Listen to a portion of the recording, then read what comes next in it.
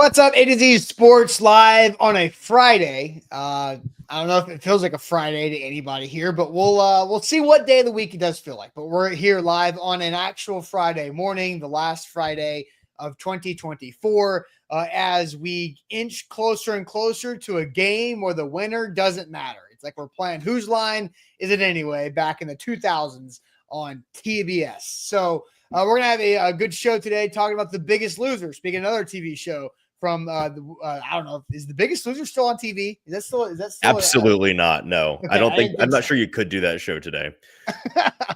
Oh man, we're gonna have a good show here on this Friday talking about who the winner of this Titans Jags game in Jacksonville and what there is actually on the line and who has the most to lose by winning. And then we'll talk about the Titans and their last two games of the season. As Easton, I think you have a hot take, maybe. Maybe. I don't know. We'll see. We'll see how hot it is. Somewhat warm take here on this Friday before we wrap up the week and wrap up not fully 2024 because we will have another morning show and a weekday of 2024. But the last good news of 2024, Jeff says, I can't wait for Jeff says, can't wait for my good news. I have a feeling what it's going to be. It's probably going to be Scarlet themed good news from Jeff, the shocker of the world. If that's talk, Jeff. Yep. Look, we'll get to that later on with Jeff's good news. But we're going to have a good show here on this Friday. Easton, welcome in. Hope you had a good Christmas. First time talking to you publicly since the holiday. So let's get this thing rocking and rolling. Yeah, I had a great Christmas in my office where I'm redoing everything. So my setup today is a little bare bones, but we're going to rock and roll with it. And good morning to everybody in the chat. Thank you for being here with us on this Friday morning. Help us out. Hit that like button on Facebook, on YouTube. Like the show. Jump in the comments like Mike and Chris, John, Robbie, Ramon, Richie, Scott, Jeff already are with us. Appreciate you guys this morning. Jeff asking why I'm holding my mic like that. Because I don't have it on the stand. I usually have it on. So we're gonna. Why don't you have it on the stand? You usually have it on. Because I haven't put the stand on my desk yet, and I realized that this morning as I was walking into the room to start recording. So you look like one of those TikTokers, except you're holding a normal size microphone, not the little plastic one you plug into your phone. Little, which is the weirdest thing. Like let's talk like this. I don't get it. Yeah, I'm not about it either. But like the show, and let's get rolling this morning talking about a disgusting football game. Yep, let's do it officially. Welcome to A to Z Sports, powered as always by the BetMGM app. I'm Austin Stanley. He's Easton Freeze, one of our Titans reporters for A to Z Sports.com, and we're Nashville's on-demand sports network, going live weekday mornings at 8 Central Time on Facebook, YouTube, and Twitch. Links to the show segment by segment on our Twitter X timeline. Also hit us up on Instagram, TikTok, and Threads for more great Titans content. Getting our sponsors, they make it happen for us, and they help out all of you. Wilson County Hyundai, make them a part of your new car buying process. See them in Lebanon or online, wilsoncountyhyundai.com. The Bone and Joint Institute, boneandjointtn.org, the region's destination for comprehensive orthopedic and sports medicine care. Farm Bureau Health Plans, get better with Farm Bureau Health Plans at fbhp.com/ATOZ and T-Dot. Join T-Dot's solution to ending littering across our state by going to nobodytrashestennessee.com. So what day of the week does it feel like to you? That's going to be my first question of the day, because it is technically Friday, but Christmas on a Wednesday is a weird one. So I don't think it feels like a Friday. No. What day of the week does it feel like to everybody out there? If you want to drop it, like I kind of feel like it's like. Go ahead. I was just gonna say, a couple times yesterday at the Titans facility talking to people, I accidentally said over the weekend when I was talking about Christmas. So I think it feels like a Tuesday to me, to be honest with you. Okay. You're right that it doesn't feel like a Friday. I don't know. I love holiday weeks because I love the holidays, but work Easton hates holiday weeks because it's just so hard to care about work when you've got Christmas going on, you got family, and you're doing all these things, and especially when you work in NFL media, where not only does work not stop 3 and over 12 the holidays, that you cover.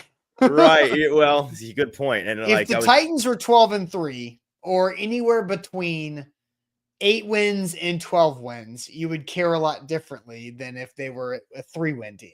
True, but like my nightmare is the Titans or any team that I cover being like, if you have the Thanksgiving Day game or the Christmas Day game, I've not had to work one of those in my life ever, and I hope that I don't. I'm sure I will eventually, but It sounds awful to have to do that. So I hope Yeah. I hope the Titans win games, but stay small enough market to not be on those holiday games. Please and thank you. There you go. There you go. All right. They're in a game that's not going to be on TV in anywhere besides Jacksonville and You're not even Nashville. televising this game. You Yeah, got to be just there. don't even put a rerun on The Biggest Loser, maybe, because that was also a CBS show, I believe. Sure. So let's talk about this game, because I think the Titans and the Jags, as we've talked about it yesterday, Sam and I had the conversation on like what has to happen for the Titans to get the number 1 overall pick. They got to lose out, which means losing to the Jags. The Jags currently 3-12 as well, but have an easier schedule, which means that they are the worst of the worst 2 teams in the AFC South, and had the 3rd pick, the Titans sitting in the 4th slot. So the Titans losing out plus the Giants winning a game and the Patriots winning a game is how the Titans earn this first overall pick, but they got to get there first. They got to lose the Jacksonville Jaguars before they can even, look at the Giants or the Patriots on the schedule there. So we talked to Easton yesterday, and I want to get your thoughts on this to kind of blend the 2 show topics together.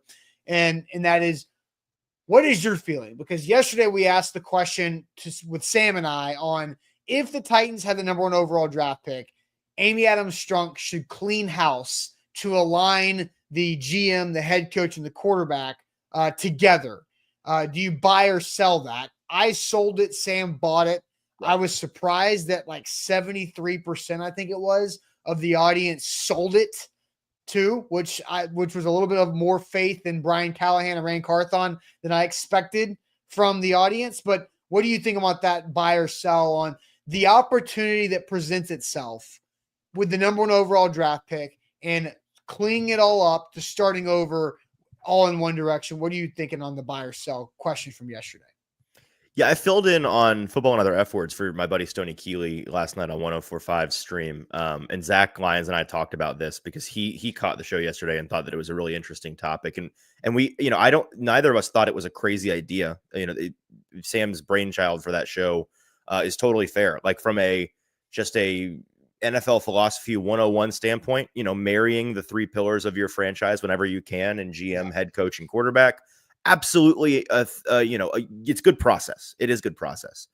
The reason why I don't particularly agree with it, while I don't find it crazy, the reason I don't agree is because, and we were talking about how Sam, as a Chicago Bears fan, kind of coming from experiencing this firsthand, right? Dealing with Eberflus, who felt like a guy even before Caleb was even on the roster, a guy that was not long for the head coaching duty, a GM who people are kind of in or out on, kind of a controversial guy. And then they get Caleb, and then the season, this happens. And last night, thank God I didn't watch that game. It looks like it was a disaster. Me either. The reason why I'm not in on it, number one, is because first of all, I don't think they're going to get the 1 seed. But if they did, the difference to me between a Chicago situation, to just use that example, and a Tennessee situation is that in Chicago, it was a lose-lose for Matt Eberflus, that situation. With Caleb coming in, him being on the other side of the ball as a coach, as a play caller. Yeah. If Caleb worked, it was going to be praise for Caleb. And if Caleb didn't work, he was going to be the guy that got the heat for it, because this is the way that these cycles work. With the 3 pillars of your franchise, the fan mob comes from one at a time, right? You rotate who the ire is on.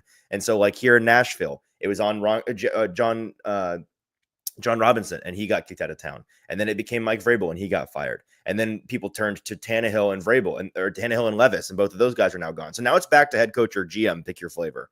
That's the next guy that's going to be on the primary hot seat in terms of the fan narrative. And that's where that went in Chicago. Eberflus, for better or for worse, I think for better, ultimately, got the axe because of the way that this season worked and how Caleb worked out. With the Titans and Brian Callahan, if he, as an offensive coach, offensive play caller, is given the opportunity to pick his guy with the first overall pick, or wherever they may draft a quarterback this year, I think that those two are going to be narratively tied together in some way, because they are on the same side of the ball. And so if you get Shedeur and he is great out of the gate, it's going to be, there's going to be a lot of praise for Shedeur, and wow, look at this guy that saved your quarterback. But in the same breath, it's going to be, And look, Brian Callahan's offense works. All he needed was a half decent quarterback to execute it. I think the inverse is true as well, that both will get a little bit of heat. Brian Callahan more so if things didn't work out, but those two being tied together that way changes the math for me. And just briefly, the other thing for me, Austin, is that while it's good process in general to try to marry those three pillars, when I look at the medium to long term of the landscape of the next two off seasons, I see one that I would much rather be resetting in. It's not this one, right? It's 2026 to me. From a quarterback standpoint, I think with a really iffy situation in terms of available quarterbacks to get this offseason, whether it's in the draft or in free agency. And I also don't think that there's necessarily a great pool of coaching candidates out there that would be available to the Titans, because what's the pitch right now, right? It's not a strong one. Yeah. Right. So I think that because of all those questions, this is the offseason where you bundle the three existing pillars together, Ran and Brian and whoever they pick as their guy in 2025. You say, good luck. You toss them out to sea and see if they sink or swim. If they sink, then 2026 is a more ideal year to do a full reset. And the last thing I'll say is I don't think anybody should be fired this offseason. That being said, I will stamp myself firmly on, if you fire one of them, fire all of them. Don't do the mix and match thing. And I think you, Sam, and I are all on the same line of that. Like, if you're gonna get rid of one, get rid of both when you're talking about the GM and the head coach overall. And so Stevie had a question, excuse me. If they draft a quarterback this year, wouldn't they be married? Like, would that not count of marrying the three together of Callahan, Ran, and this new quarterback? Like, yeah, kinda. I mean, but I think you find yourself of what happens if it goes poorly. And okay, Callahan as a head coach wasn't good his first year. Now he's not good right now in the rookie season of this high pick quarterback. Do you want to continue to roll the dice on that? Right. Or do you want to try to find somebody new to make sure you don't waste the quarterback in this hypothetical situation? So, I mean, they're kind of married. Yeah. It's certainly better to pair an existing coach GM with a new quarterback than to pair an existing quarterback with a new coach or GM. So in that sense, like, you know what I mean? Like, I always think it's usually a recipe for disaster when you get a guy in to coach a quarterback who wasn't his guy, because it's such an easy out. It's like, well, it's not even his guy. You know, he hasn't had a chance to get his guy yet. With the quarterback, this is your guy. And so, you know, the head coach and GM weren't married at all. But for sure, this quarterback would be to them. Yeah. So let's get to this conversation, because Hello Ladies brought this up in the YouTube waiting room before we were actually live today. Oh. The Titans need to win. Draft orders don't matter, which I think is an interesting take. I don't know if that's real or if that is a troll take or whatever, but I'm going to use it for a transition point. So let's talk about this game, because we have seen the draft order, right? Like, we know it's the Jags and the Titans. The winner of this game is going to drop down the draft order pretty decently far, because when you look at especially if the Titans win this game, the strength of schedule is interesting there versus the Jags and how far they can fall. So let's go ahead and ask this question, Easton, to get this going. Which team has more to lose by winning this game? Is it the Jags or is it the Titans? Which team has more to lose by actually winning this football game on the field? We'll get to all of your opinions after I tell you guys about the Bone and Joint Institute, boneandjointtn.org, the region's destination for comprehensive orthopedic and sports medicine care. Whenever you get hurt in life, you have to know who you can turn to and the people to trust, the team to trust, and that is the Bone and Joint Institute in Franklin off I-65 and Highway 96. They are phenomenal. They have all the experts, the doctors and the support staff and the rehab specialists there and under one roof, and all the resources, the equipment. That's very important. The equipment matters as well. And that is where the Bone and Joint Institute also shines, with both the people and the resources right there for you to get in and out and on with your life and deal with that injury and not let it linger and not let that become a nuisance throughout what you've got going on. So whenever that injury pops up in life, just like it does in football, take care of it. The Bone and Joint Institute. Book an appointment when you need them online, boneandjointtn.org. We're also brought to you by BetMGM, the sportsbook born in Vegas. Sign up today using our bonus code ATOZ Sports to get up to $1,500 back in bonus bets if your first bet doesn't cash. So whether you're cheering on the Titans at the stadium or at your favorite Music City sports bar, you're always going to be able to get in on the action with that BetMGM app right in the palm of your hand. They got the best parlay selection options, odds boosts, specials. They got it all over there at BetMGM, the official sportsbook of the Tennessee Titans. All right, so let's get to our question again. And Easton, I will create a YouTube poll, and then I'll also send you the chat now. Which team has more to lose by winning this game? It's such a funny way to present the conversation, but it's exactly how we should present it. Which team has more to lose by winning this football game between the Titans and the Jags? What are you seeing here, Easton, from the chat? Titans or Jags? Who has Austin? I'm seeing all Titans, Titans, Really? Titans. Curtis saying the Jags already have a quarterback. Titans easily, Titans by far. I'm not seeing a single Jaguars on here. In fact, Really? Looking. Here we go. Richie thinks it's the Jaguars. Everybody but Richie thinks it is the Titans. More to lose by winning the game. Correct.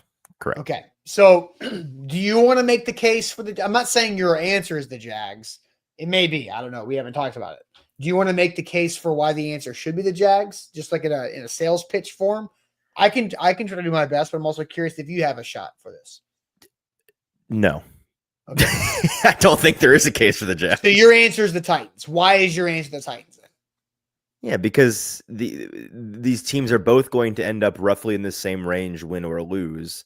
And in this draft class, when you look at the guys that are real game changers, it's like the first, depends on who you ask, 6, 7, 8, 9 prospects. They're both going to be in range for one of those guys. The difference is one of these teams could use a quarterback, the other one couldn't. And so while the Jaguars would love to be in range for a Travis Hunter instead of a Tedero McMillan or a Will Luther Johnson Burden or an Abdul Carter or whoever, Will Johnson, right? That's that's a little bit neither here nor there for the Titans. Whether or not you are at first or at fourth, or even first or third, or really honestly even first or second in the draft order matters a lot in terms of the quarterback available to you and whether or not you think it's a 0 quarterback class or a 1 quarterback class. So it's the Titans just because the opportunity to be 1 or maybe 2 and have access to the quarterback of your choosing is a really big deal. For the Jaguars, being 1 or 2 would just mean that they get to for sure take Travis or for sure take Abdul Carter or whoever they view as the best non-quarterback prospect in the class. But that's much lower stakes than what the Titans are. They have the opportunity cost here for the Titans is much higher. Or the Jags could have the power, right? Like I think if I'm making a sales pitch on why I think the Jags have the most to lose, then my idea is it's controlling the narrative of the draft. Sure. And being able to have the power on trading back because yes, the Jags have a quarterback under contract who is highly paid, whether you like him or not, he's stuck there. Trevor Lawrence is not going anywhere this offseason. Nope. So if you have the number 1 draft pick as the Jags, and let's say, because the Titans and the Jags have the same things that have to happen to get the 1, right? Lose out, Giants win, Pats win. Yep. And the Jags have the first pick. Same as the Titans. And so I think if you're the Jags, having the first overall draft pick, and also in a season where you're going to fire your coach, I asked you before the show started, like, hey, Doug Peterson's gone, right? Nothing's changed there. Yes. So the sales pitch for the Jags is to have the most power in the draft by losing this game because you're hiring a new coach with the number 1 overall draft pick and maybe a new GM too. And maybe you can control everything because John Robinson came in as a first-year GM in 2016 with the number 1 overall pick that he inherited. And he used that to jumpstart the rest of the roster. And I think that's where the Jags could do that is if they felt like they had the one pick and they knew Shedeur was the guy. Let's just go back to the draft order. Let's say the Jags are picking number 1, and you've got the Giants and the Titans and the Raiders all in the top 5 or 6 right there. And one of them wants Shedeur Sanders, the other one doesn't. Then you have the power to maneuver your way up, to maneuver your way around the draft board to get what you need for somebody else to go overpay for Shedeur Sanders. And so I think that is where the Jags have the most to lose, because they could win the power of the draft and be the queen of the ball and having everybody's best offers coming to them. So I think that's the case for it. Do you buy that? That's their strongest case for sure. And I think that was an honorable job you did. It's still not a good case. It's still not Compared to the Titans case. Yeah. Because if the Titans lose, if the Titans win, then look at that strength of schedule. Right. They fall. They're a 4-win team, right? So now let's just say the other 3-win teams are also losers. So Cleveland, Vegas, and New England are all still ahead of the Titans. They automatically drop down to what? 8th. So you go from 4th to 8th. It's a big deal. If the Panthers, the Jets, and the Bears already lost, so they're sitting right there. So you're dropping down to 8th, where you could be 3rd or higher. So I think the answer is very firmly the Titans have the most to lose by winning the game. Now, what's going to happen here? Because 89% of our YouTube poll, 87% of our YouTube poll have the Titans as with the most to lose by winning the football game. I did see you favorited a comment that I mentioned this before the show to you and Sam. Hopes Doug Peterson goes try hard just to spite them. Yeah, it does the whole Lovie Smith. Now, it worked out for the Texans because the Panthers are stupid and they took Bryce Young or hindsight 2020 or whatever. So I think that's the interesting take there, is that what if Doug Peterson is trying to screw them out of the opportunity to have all the power going into them firing him just a week later? Yeah, I mean, I wouldn't put it past him, and he certainly has the incentive to do it. I just don't know if he has the ability to. You know, I don't know if this team has that juice, but I hope they try. Who do the Jaguars play week 18? Do you know off the top of your head? The Colts. Colts. Okay, so they have 2 division games left too, and the Colts may be done. Right, might be. The Colts may be done. This season, they can be mathematically eliminated. Yeah, for sure. All right. So, Easton, you also had something yesterday that we're going to get to as well about the Titans' likeliness, because we're talking about how they get the first pick. And if they win this game, they could drop all the way down to 8th. Yeah. But this is the hot take, right? Sure. The warmish hot take that you have for today. Yeah. And so I'm curious to see how hot it is. I wonder if people are going to agree with me or not.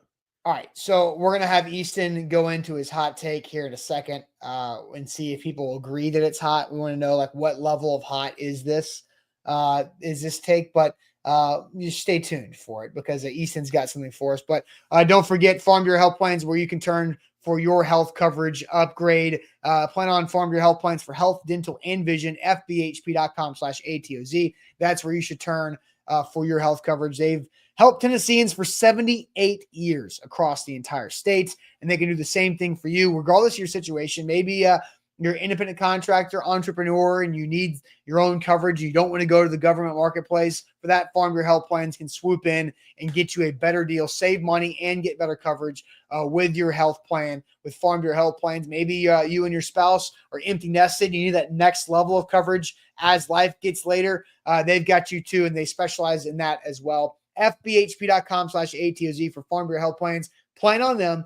FBHP.com/ATOZ. We're also brought to you by BetMGM, the sportsbook born in Vegas. Sign up using our bonus code ATOZ Sports today to get up to $1,500 back in bonus bets if your first bet doesn't cash. That's BetMGM. Download the app today. Bonus code ATOZ Sports, the sportsbook born in Vegas. All right, Easton, I will let you have the floor. You have a warmish to hot take, and I'm curious to see what everybody thinks about your take.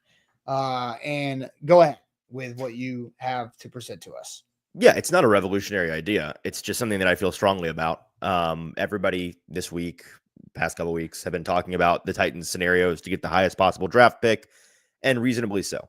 However, all this talk and all of our articles and all the time we've spent on the way that they can get to number one, I think is likely to be a waste of time, likely to be in vain, because I think that the Titans are more likely to win out than lose out, frankly. I would love to be wrong or to be a jinx on this. This is not something that I'm necessarily hoping. I am somebody that does see the benefit to both winning and losing. Like, it's not like winning, obviously, long term for the franchise from a roster building standpoint is devastating. From a Brian Callahan and team, morale, team building, vision building standpoint, there is substance there. It just does not outweigh the opportunity of a franchise building move for me. But man, I look at these last two opponents.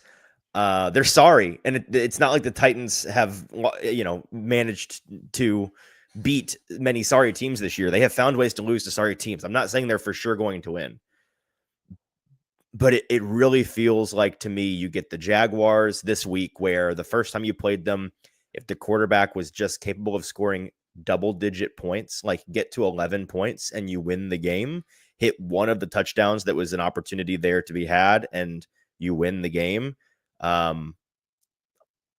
That's a relatively low bar to win the game, and I think that with if they just kick field goals instead of going for it on 4th and goal, they win the correct. So I think that this is an eminently winnable game. I have not looked. I don't know who's favored in this game. I'm gonna guess it might be the Titans. To be honest, Titans by 1. Titans -1 on the road. Titans by 1, and road favorite. And then Houston at home in week 18, where they're not going to have anything to play for from a seeding standpoint, because they are now locked in as the 4 seed. They have won the AFC South. They cannot be better than a 4 seed because they are definitely the worst division winner this year in the AFC, both record-wise and, in my opinion, like being able to play football. There is a little bit of a saving grace, and this is a fair point that came to my mind yesterday. The counterpoint to my own argument is the way that the Texans lost to the Ravens on Christmas Day may save the Titans in week 18. Yes. Because they got so beat down and embarrassed on national television. And they're, again, more importantly, they're a division-winning team that's going to be hosting a playoff game on Wildcard Weekend. They need to be ready for it. They may feel, I'd imagine they probably do feel like they need a little bit of a get-right game. Mm-hmm. And so, while on paper it would make sense for them to rest their guys, and there's no reason to risk injury against the Titans on the road, we'll just let the Titans have this one and double whammy. They'll screw themselves in the process. I hope that the Texans feel like they need to play their guys, even if it's just, a little bit, a half or whatever it is.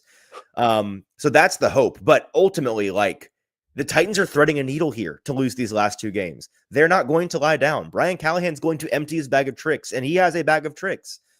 These players want to get a win to end the year. We saw last year they did this and won against Jacksonville at the end of the year to screw over the Jaguars, but it also hurt them in just a but tiny bit. That also kept the Jags out of the playoffs, right? That cratered the Jags into this situation. Yes. Right? And it also moved the Titans 1 draft spot. This would do a lot more damage than that. This would do a ton of damage, because if we're talking about the Titans the Titans beating the Jags and going from 4th or even 3rd if they lose the game, but all the way down to 8th, if they're a 5-win team, I mean, they're probably outside the top 10. Which, Austin, I said 6 weeks ago on this show and on the internet, you can kiss a Titans top 10 pick goodbye. This was during the Levisance month where things were looking up for him. Even then, Sam on this show told me that he thought that was crazy and that I'm wrong. I still, as bad as things have gotten, I still think you might can kiss a Titans top 10 pick goodbye, which would be crazy and upsetting. But if you told me they either win out or lose out, Austin, I think they win out in that scenario. Okay. All right. So we're going to get to that in a second, because that's a really interesting question that I want to get the audience, because the first poll question is a landslide. Titans 85% chance, or 85% of the answers for who has more to lose by winning compared to the Jags. I'm kind of surprised 15% of people think it's the Jaguars. How many votes are on Maybe. that thing? Well, I just ended it. So, Oh, okay. A lot of them, I'm sure. So the Titans would be 5-12 and would have swept the division champion Texans in this situation. Isn't that weird? Which is really funny. I mean, Amy Adams Strunk will be thrilled. Do you want to talk about Amy Adams Strunk being as happy as she can possibly be in a 5-win season? It's beaten the Texans twice. That's like that's the Vanderbilt wins over Tennessee to even when they're not bowl eligible. Like, like that's exactly what that is. It tastes so good. Ah, golly. So, all right. So let's ask the question. And MB just says, I think they lose out. So, Okay. And somebody said earlier that Davis Mills can beat the Titans. Davis Mills can beat the Titans. Maybe. Somebody else said start Ryan Stonehouse at quarterback. Scott said that. And do whatever you can do to lose out. So this next question is, are the Titans more likely to win out or lose out the next two games versus the Jags and the Titans? Not split, but more likely to win out or lose out in the next two games against the Jags and the Texans. It is interesting because this whole Week 18 divisional game thing, more often than not, there's something to play for, right? But the Texans don't have anything to play for. And it's a weird spot. It's also because they've already played their Week 17 game on Christmas Day and got throttled. So are the Titans more likely to win out or lose out versus the Jags and Texans? Easton, I'm going to let you go ahead and get to the chat here as we see some answers coming in here on this Sleepy Friday. But what are you seeing here from the chat? All right, let's see. People are saying Stephen and Hello Ladies think that they are more likely to win out. Daniel thinks they will lose out, as does Richie, as does Rooney, as does Hill. Jeff thinks winning out is more likely, as does Buck. Jay says at least one win. Well, Jay, I think if I had to guess, I think they probably go 1-1 is the most likely scenario, but that's not the question. There's not an answer for that. Gabriel says lose out. Tall Texan says lose out. They lost to the Colts last week. They can lose to anyone. I'm not saying that there's a team that they can't lose to in the league. I'm certainly not saying that. Win out, unfortunately, says IR Hoshi. I can see them winning out. So relatively split in the chat, lose out from DeMarco. I'd say probably a 60-40 split for win out. Win out is the more popular answer, but there's some division on this in the chat. Okay, I'm putting up the poll right now. That started. So you're obviously win out. Like, this is your question. I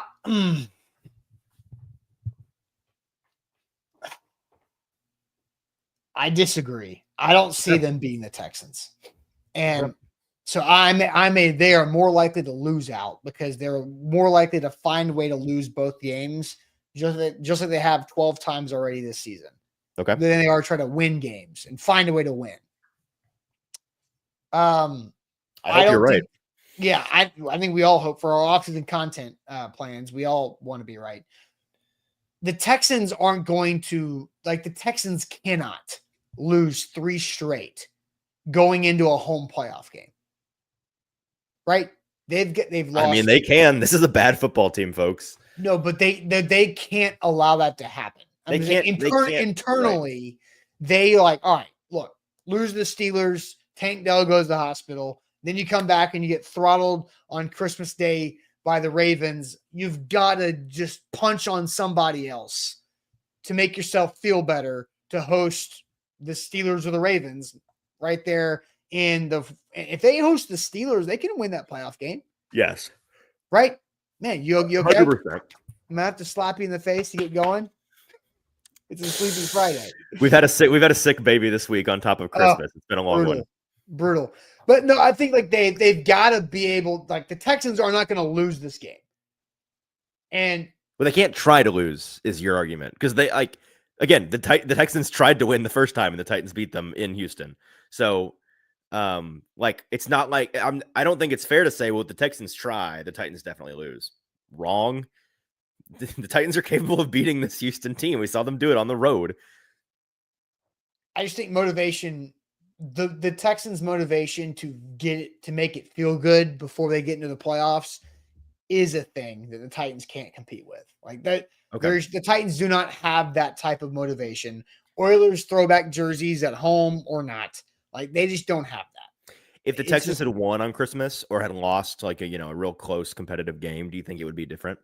yeah. I mean, if it came down to a field goal and it was like, oh, that was a good game, like Right. great competitive game, the Texans lose, then yeah, I'm with you. Then they probably rest people because they've had a lot of injuries that have happened this season, and they've had problems staying healthy, so they don't The want thing, to shout out the risk. Ravens. Shout out the Ravens for making this happen. Yeah, Way to seriously. go. And so I think it's and look, so I think the Titans are more likely to lose out. I'll update the poll here in a second, and IR has a comment Hey, kind of Austin, along the by the same. way, I've Yes. noticed you've not mentioned one thing.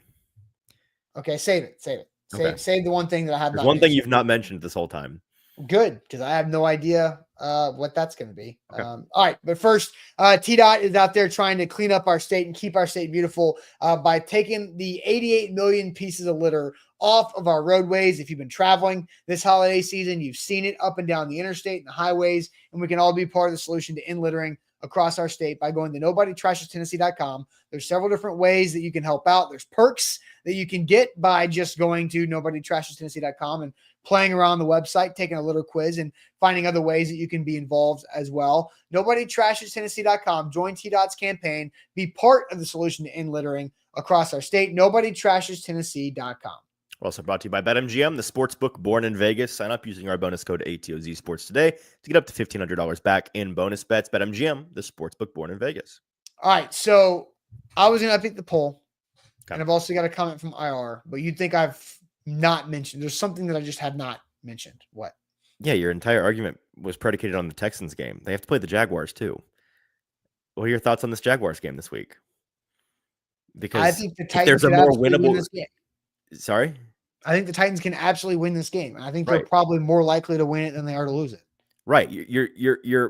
Yes, your argument that they're more likely to lose that was based on you don't think they can beat the Texans. But I think it's important to point out that, at least to me, and I'm curious if you agree, like the eminently more winnable game is the Jaguars game.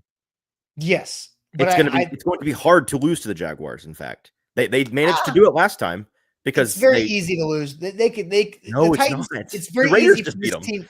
It's very easy for this team to lose games. I wasn't going to make it about the Jags. I was making it about the Titans. It's very easy for the Titans to lose games. It is not easy for them to win games. I would argue it's actually hard for them to lose games, and they're uniquely talented at finding ways to be abnormal. Like, my point is that you can't have a ho-hum game against the Jaguars and easily lose. You have to be uniquely bad somehow. And the Titans were last time. They had every opportunity. We're on Sunday too. And yes, although like if you play in the second half, if you play like you did in the second half against the Colts, against the Jaguars, you are beating them handily. Yeah, but the Colts didn't care. And you think the Jaguars do? No. When the score was 38-7, the Colts were like, all right, sweet, Christmas time. And they're like, oh, Sure. crap. Like, we got to buckle down. Then they had to convert one third down, and they won. Like, that was basically it. Like, I understand that. I'm just saying, if the Titans put up the exact same effort against the Jaguars they did last week against the Colts, I think they win the game. I think they are that much worse, the Jaguars are, than the Colts are. Yeah, but I think the Colts' lack of effort in the second half created the ability for the Titans to have a better effort in the second half. Let me put it this way. I think the Titans lost to the Jaguars earlier this year. Let me make sure. Yeah, I think their loss to the Jaguars earlier this year was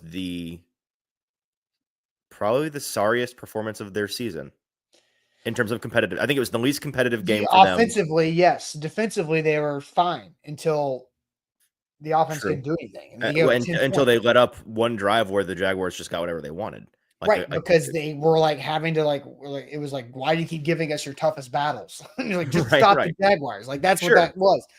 My point is, I think if the Titans play the game they played against any other team this year against the Jaguars, they probably beat the Jaguars. Like, I think it took their least competitive game of the year to lose to the Jaguars the first time.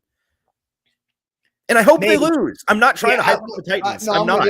I guess when we're answering the question of are they more likely to win out or lose out, I say lose out because I don't think the Texans are going to be able to sit with the Titans sweeping them going into the playoffs. Sure. Like if the Texans get beat, 31-2 by the Ravens on Christmas Day, and they lose to the Titans in week 18, and then they host a playoff game, nobody's going to that stadium. Like nobody even showed up in the first place to watch Beyonce at halftime. And all of a sudden now, like nobody's going to that game. Like the Texans have to win the game.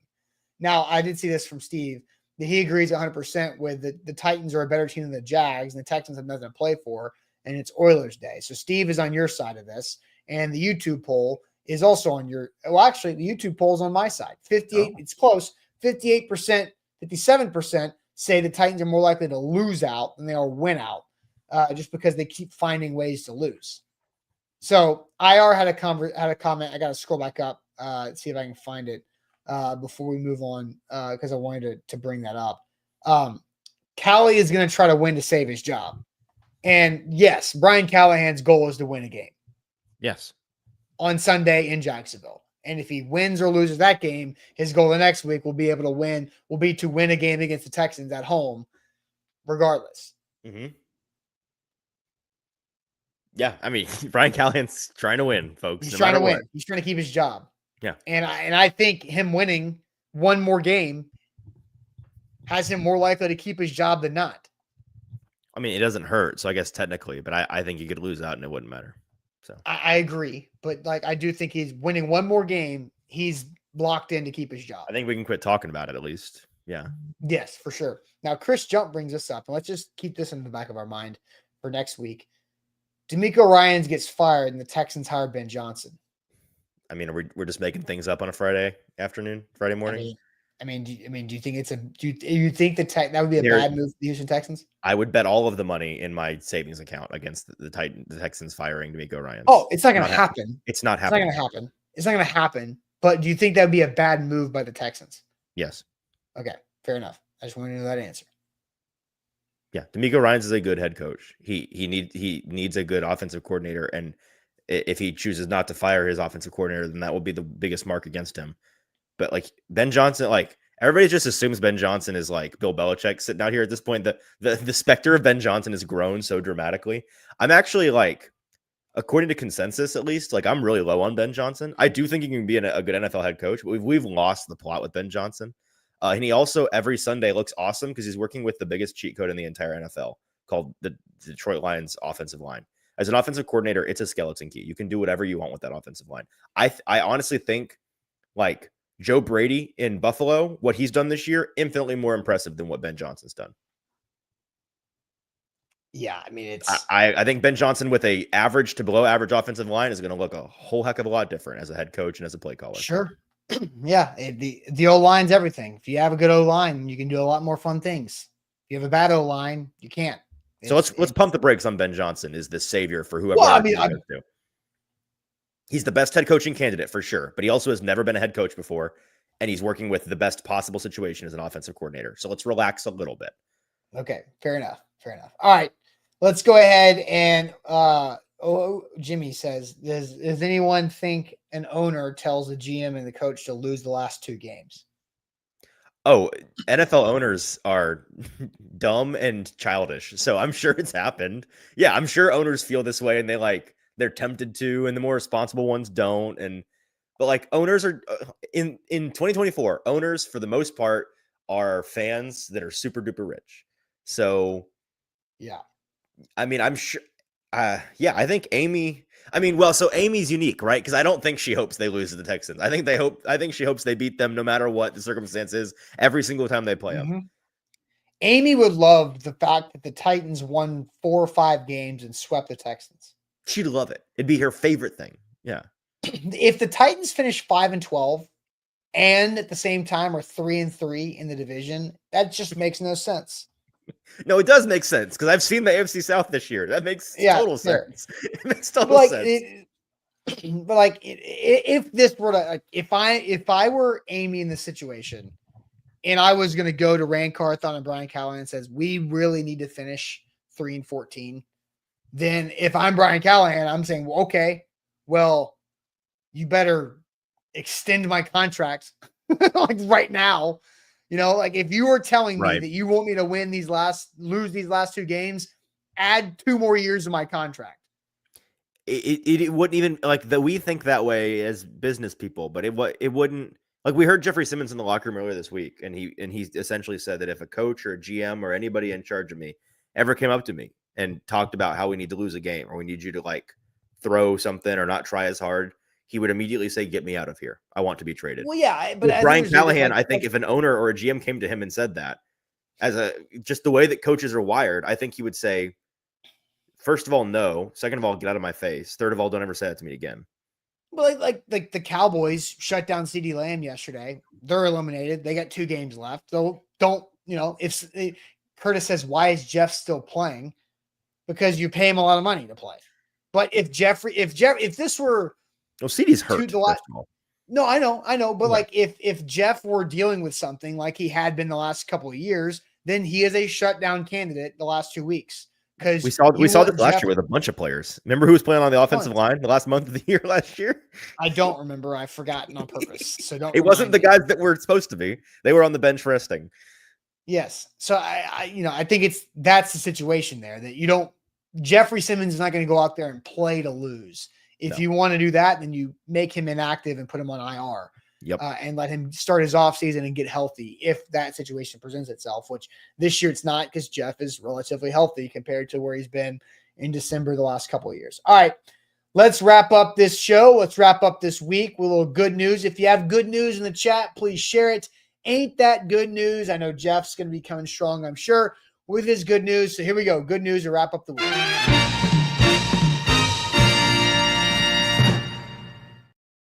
Shout out to our friends at Wilson County Hyundai. WilsonCountyHyundai.com is where to go. Make them part of your new car buying process. Hope you see them in Lebanon for that new ride. It's a great time of year to buy a new car at the end of the year, right before New Year's. That's where deals can be had and money can be saved, especially in Lebanon at WilsonCountyHyundai.com. Good news, good news, good news. Let's see. Nolan says, good news. The season is almost over. Amen to that, Nolan. Some good news. January 20th is approaching fast. I know college football championship game on January 20th is going to be interesting for sure. More good news coming in here. I'm going to let some good news fly in. I'm trying to see if I can catch Jeff so I don't forget it because he will get super sensitive and soft if I forget his good news. Easton, do you have good news here? I saw Nosferatu last night and it was really, really good. So if you're thinking about seeing that movie, my good news is it is a very good horror, gothic period piece thriller. It is super duper not child appropriate. So I wouldn't take my 16-year-old to go see it. It is a sexual horror movie, which you don't expect when it comes to Dracula. Did you expect that going into it? No. And then in hindsight, like I realized, because it's based on the 1920 classic Bram Stoker's Dracula, right? The book, the original, the OG vampire. And that book is like, not to get like philosophical, but like the specter of Dracula was a representation of, one, the evil in the world and like humanity's worst desires, which is like hypersexuality, and 2, the specter of the Black Plague in Victorian era. So it's like it has to do with like disease and perverseness, and that's Dracula. So they do that very they do it very true to the book, let's say. And you're like, well, this is a horny horror movie. What is happening right now? I thought this was going to be scary. It is scary, but it's also other things. Yeah. All right. Here's Jeff's. Bobby says, Mom got out of the hospital yesterday. That is good news. Jason says, good news. Applied for Titleist as a golf marketing representative. That's fun. Okay. It sounds like. Yo, if you get it, hook me up, Jason. I'll come to your booth. Yeah. Easton is all in for. I'm in. Let me know. Titleist gear. Pistol Randy says, good news. Sanders is loading. Let's see. All right. Here's Jeff's good news. Ohio State treated Tennessee like an FCS team and shut up all the arrogant Vol fans and then got what they wanted out of the portal. Look. More, Jeff. Let's hear more. Come on. Keep it going. No, like here's what I find funny. Okay. Is that like everybody expected Ohio State to win that game. I think where Jeff is calling Tennessee fans arrogant is for their noise and talking up of taking over Ohio Stadium, which I was there and there were a lot of us, Jeff. Like There were so many of Tennessee fans, like in my 3 rows that I had. There were in the 3-row collection of that was directly around me. There were three Ohio State fans and 12 Tennessee fans in that 15-seat 3-row section. Like, that is a crazy thing that should not happen because that was not in Tennessee's allotment of 3,500 tickets. That was just in the tickets that were able to be bought on the secondary market, and which is what happened. So there's 12 out of 15 Tennessee fans in 15 seats right where I was sitting. And so, look, the reality is, Ohio State kicked Tennessee's ass. Absolutely. And that game was over so fast. I was kind of glad it was over that fast because it knocked the edge out of the fans on both sides, because it was like there could have been some rising tension levels if it were a good game, but the edge got knocked off fast. You could feel it pregame. The things can be real hot. Everybody had a good time around us, especially. Ohio Stadium is living in the 90s, but it's obvious that you guys have been spending your money on players for more than just the last 3 years since NIL. Is the stadium a dump? Oh my gosh, yes. Like Nissan Stadium levels bad? No. Nissan Worse? Stadium is like luxurious compared to what Ohio. No way. Yes. It's like we're talking full concrete concourses, leaks, awful. Sewage issues. Like the bathroom situation, terrible. Like the concession / beer lines, awful. Like the PA system, I've seen. Like Innsworth High School has a better sound system than Ohio Stadium. Sounds like it's coming through a ham radio. And like a video board for ants as well. Like in the closed end of the shoe. Yes. Did they have could you tell there was any renovation work? Like, did they have modern lighting? And you're like, there's where the money went. Did they have anything? They kind of had how stadiums have the full circle LED rims banner. Yeah. They had the banners from the 15-yard line to the 15-yard line. Like they didn't go all the way around. Fancy. Fireworks show, weak. Well, you're right. They have they're not cheap. They're just spending all their money on players. No, they're spending all their money on players, which, you know what? I respect that. Sure. but you had plenty of money to spend before NIL was legal. You could have updated your stadium from the years 2000 to 2020. There was 20 years that you could have done that. I think it's an incentive thing. Like I get the feeling they've not ever had an issue filling out that stadium because it's just such a rabid sports fan base. And so if the fans are going to show up, even if it's a dump, why fix it? Oh, but Tennessee fans bought more tickets. Do you think that would change if they priced everybody out with their luxurious upgrades? Maybe the AD is a man of the people. He's like, we don't want to use upgrades. Their athletic director is Ross Bjork, who has been an athletic director at let's see, where was Ross Bjork? Was it Ole Miss, Kentucky, I think, A&M, and now Ohio State. I've been told this guy's a moron, by the way. Nick Suss has a long manifesto on why Ross Bjork is a very good AD because he's awesome at raising money, but he's an idiot. Well, hey, Ohio State needs the money raised because they spend $20 to $22 million on the roster, and now they need to spend another $50 million on the stadium. But hey, I will say this. Get your money up, Tennessee. I will say this. Players. Columbus, really cool town. Oh, yeah? Never been. Yes. Stayed Sunday. And if it were 15 to 20 degrees warmer, would have taken advantage of all the extra fun things that Columbus had within walking distance of where we stayed. But it was not 15 or 20 degrees warmer. It was frigid. And so there was less fun things to do. But low key, really cool town. Okay.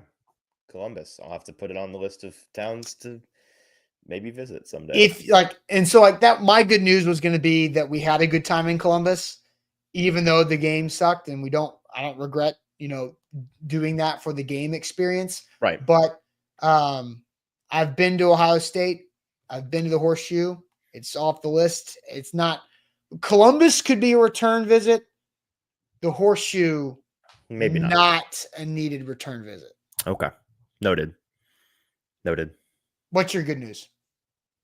I already asked you. Yeah, my best news was that I saw a movie that I liked. Yeah, hey, that's how it goes. Because otherwise, I mean, Christmas was great. That's, spending time with family. Baby's first Christmas was great. She got to do all that before she got sick. So now we're just dealing with the, repercussions of that. And yeah, it's a Friday. So, get to be done for the week, sort of, but not really. Yeah, right. All right, that's it for us on this Friday. Solid show here on the Friday. It feels like a Tuesday, but it is in fact a Friday. Easton, you and Sam will have Titan Game Day live coming up on Sunday for Titans at the Jags. We'll find out who the biggest loser can actually be. Make sure you hit that like button too. Like the show before you go. Hit that like button for us. It goes a long way. And we will see you guys on Sunday. Have a good start to your weekend and into the New Year's week. We'll catch you guys later on. Appreciate it as always.